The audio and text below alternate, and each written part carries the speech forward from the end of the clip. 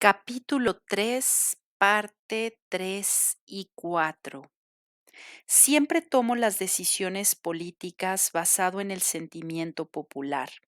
Eso es lo que estimo más importante, tener el pulso de lo que está aconteciendo en la calle. Porque a veces lo que opina la sociedad política, comunicadores, intelectuales y políticos es muy diferente al sentir de la gente común. Son mundos distintos. Sinceramente, a mí me importa más la opinión y los sentimientos del pueblo, que son los sentimientos de la nación. Desde luego procuro estar atento y escuchar mucho a la gente, eso es lo primero. También escucho a los que colaboran conmigo, que son personas sensibles, y obviamente estoy pendiente de lo que manifiestan los integrantes de la sociedad política. A veces tomo decisiones en contra de lo que opina la llamada sociedad política, y eso les molesta mucho a sus integrantes, les choca, porque algunos piensan que su mundo es el que predomina.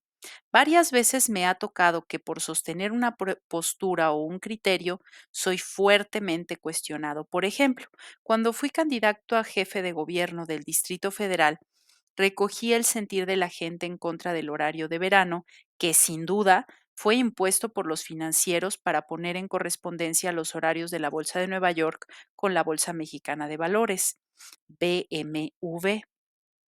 Inventaron un supuesto ahorro de energía, aunque nunca pudieron aclarar en realidad cuánto se ahorraba ni a quién se beneficiaba. Por eso me comprometí a que llevaríamos a cabo una consulta para decidir sobre este asunto, conforme a la opinión de los ciudadanos. Incluso Fox y Santiago Krill, entonces candidatos del PAN a la presidencia y a la jefatura de gobierno, respectivamente, ofrecieron lo mismo. Al ganar la elección, cuando Krill fue invitado a colaborar como secretario de Gobernación, tanto él como Fox, como buenos demagogos, se olvidaron del asunto. También en eso son idénticos a los del PRI. En cambio, yo no podía abandonar el tema porque había hecho el compromiso y me gusta cumplir lo que ofrezco. Además, era una petición de la gente, de modo que al llegar al gobierno de la ciudad realicé una consulta pública para resolver el horario de verano. La mayor parte de los capitalinos dijo no al horario de verano, pero la clase política y los medios se me vinieron encima. Hasta la prensa de izquierda con sus escritores y columnistas se mostró crítica. Sin embargo, la gente estaba pensando de otra manera. Muchas veces no se alcanza a entender en las cúpulas, incluidos especialistas de las ciencias sociales, el sentir del pueblo. Por supuesto, hay intelectuales que trabajan a partir del sentir popular. Sin embargo, hay muchos que hacen opinión o deciden solo a partir de lo que leen, y muchas veces no es certero. Por lo general, la llamada sociedad política no sabe bien lo que pasa abajo. El caso es que en aquel entonces no pudimos eliminar el cambio de horario. Ahora ya se suprimió el cambio de verano. No hubo ningún reclamo y la gente está satisfecha. También he tenido que actuar con firmeza al momento de tomar decisiones. Si cuando fui gobernante de la Ciudad de México me hubiese atenido a los juicios de la sociedad política, muchas cosas no se habrían realizado. Está el caso del segundo piso en el periférico. En el periódico Reforma, la derecha no hacía otra cosa que criticar la obra, no porque no sirviera para desahogar el tráfico, sino porque en sintonía con el PAN no querían que avanzáramos, deseaban que no hiciéramos nada y que el gobierno urbano quedara mal. Es obvio que los mandé al diablo y dije, esto va porque va. Como decía Juárez, a los reaccionarios hay veces que se les debe hablar claro y fuerte. Escucho las opiniones políticas, pero no siempre las tomo en cuenta. Oigo, consulto y tomo decisiones a partir de lo que considero más importante. Por ejemplo, cuando el asunto de los videos de Ahumada, intelectuales y periodistas amigos me insistieron que ofreciera disculpas de manera pública por los actos en los que se vieron involucrados algunos perredistas y Gustavo Ponce, secretario de Finanzas de Gobierno. De haberlo hecho, me imagino el encabezado de Reforma al día siguiente. Pide perdón, acompañado de una fotografía en la cual habría parecido cabizbajo, derrotado. En el escándalo de los videos que se dio en marzo de 2004, sabía que más de las imágenes que implicaban a Ponce y a Bejarano se encontraba la intención de destruirme políticamente. por lo que decidí que no asumiría una culpa que no tenía, ayudando a mis adversarios en su estrategia. A esas recomendaciones no les hago caso y conste que no todas las hacen de mala fe, sencillamente no saben de política. Ese es otro tema interesante. La política es como un oficio de carpintero o de albañil. Así como para hacer una mesa se requiere de conocimiento, también la política demanda una experiencia específica. Pero como la han envilecido, manchado y degradado tanto, se piensa que es solo ocurrencia e intriga y que cualquiera puede. Además, como sucede de un improvisado, de repente resulta diputado o senador y hasta gobernador o presidente. Y se reafirma la idea de que la política es cualquier cosa y que cualquiera puede colarse o hacerla. Para acabar pronto, una persona como Vicente Fox llegó a ser presidente de México. Nunca en la historia de este país habíamos tenido un presidente tan irreverente e inepto como él. Los ha habido autoritarios, ladrones, entreguistas, frívolos e irresponsables, pero desde el primer presidente de México, Guadalupe Victoria, nunca habíamos tenido a uno tan mediocre y chiflado como Vicente Fox Quesada. Actuar con base en mi criterio me ha valido la imagen de terco. Me endilgan que soy inflexible, que resuelvo solo y hasta que soy intolerante, pero no es así. En realidad, no soy como me pintan, sé rectificar y no soy autocomplaciente. Un buen dirigente sabe ser autocrítico y tener capacidad para rectificar. El ejercicio de un liderazgo de izquierda, de un gobierno de izquierda, exige la autocrítica. Uno tiene que revisarse cotidianamente, hay que levantarse pensando en nuestra actitud.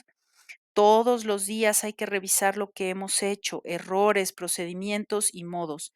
Hay veces que por la presión o el cansancio uno se enoja. Compañeras o compañeros de trabajo o con la gente contestamos mal y ofendemos, pero cuando se acepta el error, es imprescindible ofrecer disculpas, aceptar que actuó mal y que esto no debe ser así. Rectificar, actuar con humildad. Si somos conscientes de nuestro papel como dirigentes, es fundamental hacer esa revisión cotidiana. Tanto me importa la opinión de otros que desde mi campaña en el DF ofrecí someterme cada 2 años al principio de la revocación de mandato a través de una consulta pública. Si la gente decía no, yo dejaba el cargo, porque en la democracia el pueblo manda. Es el que decide y quien tiene en todo momento el derecho de cambiar la forma de su gobierno. Es un principio constitucional y la base de la democracia participativa. Los cuestionamientos y recomendaciones no se hicieron esperar. ¿Qué tal que te armen una estrategia para manipular y te rechace? ¿Dejarías todo? Me decían unos, otros. Eso no se hace, échate para atrás, pero no. Se hicieron 2 consultas, el segundo y el cuarto año de gobierno y salimos bien.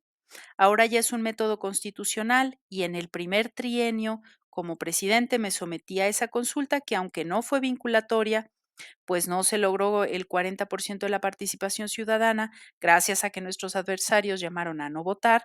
De todos modos, según los datos del Instituto Nacional Electoral, que el 10 de abril del 2022 llevó a cabo la consulta de la revocación del mandato, participaron 16.502.636 ciudadanos, de los cuales 15.159.323 votaron porque siguieran la presidencia. 1.063.209 ciudadanos votó porque me fuera y 280.104 anularon su voto. Parte 4. En mis tiempos en el gobierno del Distrito Federal nos propusimos alcanzar dos grandes objetivos: frenar el empobrecimiento del pueblo y recuperar el orgullo de la ciudad. Desde el principio sostuvimos que íbamos a atender a todos, a escuchar a todos, a respetar a todos, pero que la preferencia iba a tener a los más humildes, pero que la preferencia la iban a tener los más humildes, los desprotegidos de la ciudad. El lema de mi campaña fue: Por el bien de todos, primero los pobres. Para cumplir este objetivo llevamos a cabo todo un innovador método de planeación democrática. Hicimos un trabajo de abajo hacia arriba, partiendo de donde vive la gente. El DF tenía entonces 1.356.000 unidades territoriales y en cada una de ellas se llevó a cabo un programa de desarrollo social integral. Una unidad territorial puede comprender una sola colonia, si ésta es grande o varias colonias pequeñas. En cada una viven de 3.000 a 6.000 personas aproximadamente. De ese modo fue que se echaron a andar 1.356 programas integrados de desarrollo social. Desde luego se hizo un estudio de campo para identificar los niveles de ingresos y bienestar por unidad territorial. Se aplicó el criterio de origen, se aplicó el criterio de orientar más presupuesto a las unidades territoriales donde vivía la gente pobre. En cada unidad territorial se aplicaban al mismo tiempo todas las ayudas del gobierno. Por ejemplo, se apoyaban a las madres solteras con el propósito de que sus hijos no abandonaran la escuela. Estamos hablando de becas de 756 pesos mensuales, el equivalente a medio salario mínimo de aquel entonces. Hay madres que viven solas y algunas veces por falta de recursos económicos no pueden mandar a sus hijos a la escuela. Otras veces, como tienen que trabajar, los dejan contra su voluntad porque no tienen otra opción encerrados en la casa. Entonces estos pequeños apoyos les ayudan. Pero también en esta unidad territorial se otorgaba el apoyo a los adultos mayores. Al mismo tiempo se entregaban gratuitamente todos los útiles escolares. Se llevaba a la práctica el programa de becas para todos los discapacitados pobres. Se otorgaba un determinado número de créditos para la construcción, ampliación o mejoramiento de vivienda o créditos para el autoempleo. En fin, se aplicaba un programa integral para el bienestar. Esto no se hacía en ninguna parte del país. Cuando mucho, la planeación en México llegaba al nivel de los municipios, pero aquí estamos hablando de más abajo.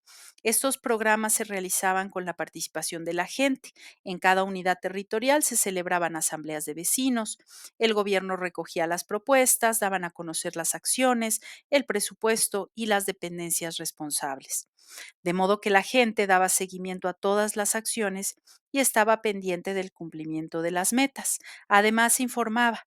Yo mandaba al principio del año, cuando se elaboraban todos los programas integrados, una carta a cada ciudadano para informarles sobre lo que se había programado en su unidad territorial y al final se informaba sobre lo que se había logrado. En el DF, todos los adultos mayores tenían una pensión alimentaria, un programa semejante nunca se había aplicado en ninguna parte del país y fuimos precursores a nivel mundial, con excepción de los países en donde se hace efectivo el estado de bienestar. El programa consistía en que todos los adultos mayores tenían una tarjeta que les permitía ir a cualquier centro comercial y comprar hasta 656 pesos de entonces en alimentos.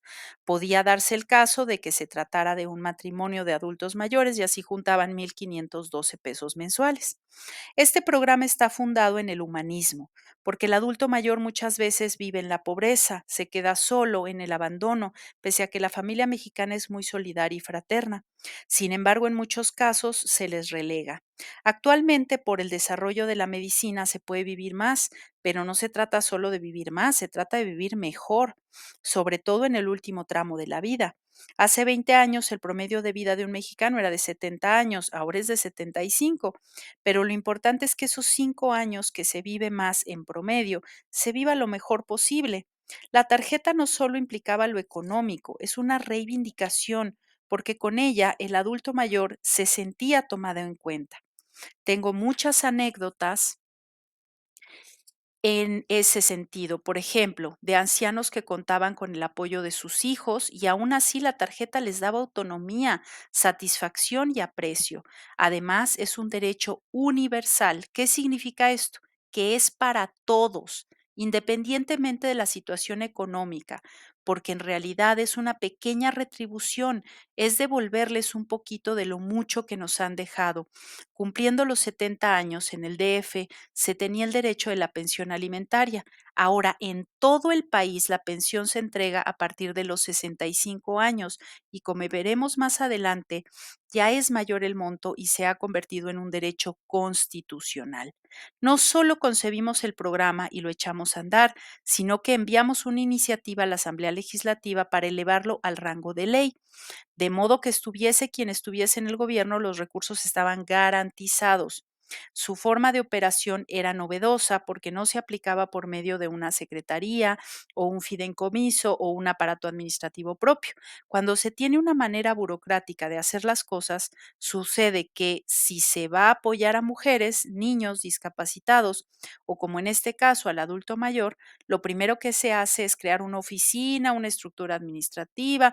Esa instancia requiere un director, subdirectores, asesores y hacer viajes para saber lo que se está haciendo en Argentina, Brasil, Francia, España sobre el asunto. En consecuencia, se gasta todo el presupuesto en el aparato burocrático y al supuesto beneficiario no le llega nada. Aquí no se hizo eso, sino que se establecieron convenios con los centros comerciales, se expidieron tarjetas de pago para los beneficiarios y los centros comerciales pasaban la cuenta a la Secretaría de Finanzas del gobierno de la ciudad. El programa funcionó bien, permitió otorgar apoyos directos para alrededor de 400,000 adultos mayores.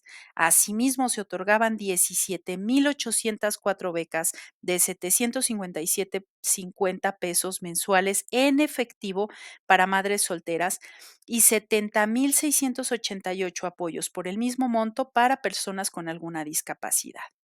En el tiempo que estuve al frente del gobierno capitalino se construyeron alrededor de 140,000 viviendas. Nunca en la historia de la ciudad se habían construido tantas casas para gente pobre. Todo el programa para frenar el empobrecimiento del pueblo significó una inversión de $1,000,000,000 anuales, una suma que no se ejercía con ese propósito en ningún estado del país ni en ninguna parte de América Latina y en muy pocos países del mundo. Hablo de inversión, no de gasto. Es inversión porque el objetivo principal de cualquier gobierno debe ser procurar el bienestar del pueblo y contribuir a la felicidad de la gente. Además, donde hay justicia, también hay tranquilidad, armonía, seguridad y paz social. En suma, hay una sociedad mejor. Pero además del apoyo a adultos mayores, madres solteras, estudiantes, discapacitados y de la construcción de vivienda para la gente humilde, también hubo avances significativos en la educación y la salud. En 3 años creamos 16 escuelas preparatorias en las zonas más pobres de la ciudad para cerca de 20,000 muchachos. Son escuelas de calidad, con buen nivel académico, con salarios justos para los maestros, con un método de enseñanza de primer orden. La asesoría de los maestros a los alumnos, de cercanía, de relación directa. Asimismo, se fundó la Universidad Autónoma de la Ciudad de México, UACM, un hecho de gran importancia si se considera que desde 1974, cuando se construyó la Universidad Autónoma Metropolitana UAM, no se había creado una nueva institución de educación pública de nivel superior en la Ciudad de México. También en esto pintamos nuestra raya con la política neoliberal. Se había dejado de invertir de manera institucional en educación pública, sobre todo en la de nivel superior. Durante el periodo neoliberal, como consecuencia del abandono de la educación superior por parte del Estado, la participación de escuelas privadas en la matrícula nacional de ese nivel creció del 16 al 40%. Es preciso dejar claro que no estamos en contra de la educación privada, sino que la descalificación y el abandono de la educación pública. Es decir, sino que estamos en contra de la descalificación y el abandono de la educación pública. El mercado puede entender a quienes tienen para pagar una universidad privada, pero el Estado está obligado a garantizar el derecho de todos a la educación. Si no hay presupuesto para las universidades públicas, como sucedió en todo el periodo neoliberal, se deja sin posibilidad de estudio a una inmensa mayoría de jóvenes del país que no tienen recursos económicos para pagar las cuotas de las universidades privadas. En la Ciudad de México, según una investigación de ese entonces sobre las cuotas de 22 universidades privadas, el promedio de las colegiaturas era de 5,200 pesos mensuales, cantidad equivalente a 3,5 salarios mínimos de aquellos años. Pero solo el 22% de la población económicamente activa, PEA, de la cual obtenía ingresos superiores a ese monto. Un gobierno democrático debe tener como tarea principal la creación de escuelas preparatorias y universidades públicas. La justificación es elemental. La educación es un derecho que no debe convertirse en privilegio. El rector fundador de la Universidad Autónoma de la Ciudad de México, UACM, Manuel Pérez Rocha, es un pedagogo extraordinario, pero además es un hombre serio y con sensibilidad social. También me tocó enviar la iniciativa a la Asamblea Legislativa para darle autonomía a la universidad. Y aquí también hay algo relevante. El proyecto que mandé no solo incluía la autonomía, sino la obligación del gobierno de entregar a la universidad una cantidad de dinero por alumno. No se trató de conceder la autonomía y dejar el presupuesto de la institución a la discrecionalidad del gobierno. Por ley, este tenía que transferir recursos a la universidad de conformidad con el número de alumnos y mediante una fórmula bien definida en la ley. Este ordenamiento legal no limitaba a la universidad en lo económico y le daba verdadera independencia. Hace algunos años, antes de que llegáramos a la presidencia, hubo un conflicto en la universidad y los estudiantes y académicos tomaron la sabia decisión de resolverlo nombrando como rector a un filósofo de altos vuelos, el doctor Enrique Dussel, quien la orientó más al cumplimiento de su lema: nada humano me es ajeno. Además de la educación, se hizo énfasis en promover la salud de la población.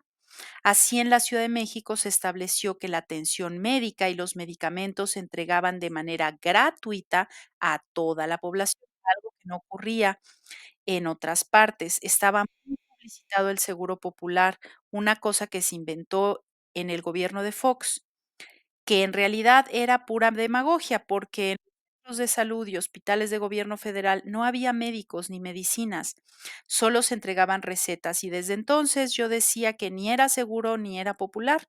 Lo que se creó en la ciudad consistió en un servicio médico universal y gratuito sin pago de cuotas. Se tenía el derecho a ser atendido en una consulta de primer nivel en un centro de salud, hasta una intervención quirúrgica. Para eso se ampliaron y rehabilitaron clínicas y hospitales. Por ejemplo, el Hospital Rubén Leñero, que es toda una institución, estaba totalmente abandonado. Durante 4 años se amplió y se convirtió en un hospital de primera. Además, construimos uno de especialidades en Iztapalapa. Aquí abro un paréntesis para comentar que la infraestructura de salud y de educación, así como las viviendas, se hicieron donde vive la gente más necesitada. También puedo decir que desde 1982 no se construyó un hospital público en la ciudad. Se creó este hospital de especialidades en Iztapalapa y se terminó otro durante el gobierno sustituto de Alejandro Encinas, en una zona popular en la delegación Álvaro Obregón. Estamos hablando de 140 camas en cada hospital y ambos fueron equipados con la mejor tecnología. Un programa que me gustó mucho fue el que hicimos para diagnosticar tempranamente a mujeres con cáncer de mama. Consistía en practicar mastografías en tráilers que operaban como centros móviles de diagnóstico y que iban a las colonias a prestar este importante servicio. En 2005 se cumplió la meta de 80,000 mastografías para detectar el cáncer de mama. Primero fue lo preventivo y luego, si se requería intervención, las mujeres eran atendidas en una clínica que se creó con este propósito, en Ejido Viejo de Santa Úrsula, Cuapa, Coyoacán. En ello trabajamos en coordinación con la Fundación de Cáncer de Mama FUCAM, que es una asociación dirigida por el doctor Fernando Guisa y otros especialistas. Me sentí muy satisfecho cuando echamos a andar este programa e inauguramos la clínica, y así sucedió cada vez que inaugurábamos un hospital, una escuela o entregábamos viviendas en una colonia pobre. En Ese es el trabajo que más me llenó de orgullo. En resumen, el objetivo era frenar el empobrecimiento y creo que no solo frenamos el empobrecimiento de la gente, sino que se mejoraron las condiciones de vida y hubo bienestar. Pero también añado que cumplimos el compromiso del boleto para el metro. No había ningún otro lugar en donde se cobrara 2 pesos por el transporte público. Y eso fue una política basada en un compromiso de campaña. Dije, el metro no va a aumentar más allá del incremento al salario mínimo y lo cumplí. Además, introdujo un nuevo sistema de transporte, el Metrobús. Una vez fui a una reunión con el con el Consejo Coordinador Empresarial, CCE, cuando era presidente de ese organismo Claudio X González Padre, quien es muy reaccionario y que fue uno de los que participaron en el fraude electoral del 2 de julio del 2006. Ese día me plantearon que debía quitar el subsidio al boleto del metro. Para ellos todo debe ser negocio. ¿Por qué el subsidio al metro si el boleto te cuesta 4 o 5 pesos? ¿Por qué lo das en dos? ¿Por qué subsidias? Por eso con estas personas no nos entendemos, tenemos concepciones políticas distintas. Para ello lo que se destina a apoyar a los pobres es populismo, es paternalismo. Pero cuando se trata de rescatarlos a ellos, como se hizo con el FOBAPROA, cuando se trata de los rescates financieros, eso no es populismo o paternalismo, sino fomento o cambio estructural. Al diablo con esa concepción. A mí no me genera ningún problema de conciencia el que se destinen recursos para apoyar a la gente humilde. Repito, esa es la función principal de un gobierno democrático. Por eso son las discrepancias. Estos personajes de las cúpulas empresariales, con algunas excepciones, son gente muy atrasada y actúan con mucha hipocresía. Se la pasan en la iglesia, pero desdeñan los principios cristianos y no tienen amor al prójimo. Son totalmente egoístas. El dinero los tiene enfermos y es su verdadero Dios.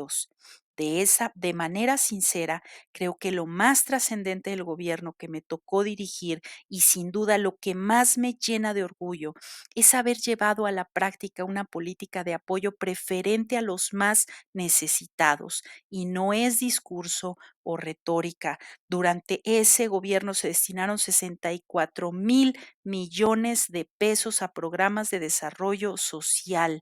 Se trató de la inversión más importante en bienestar en toda la historia de la capital.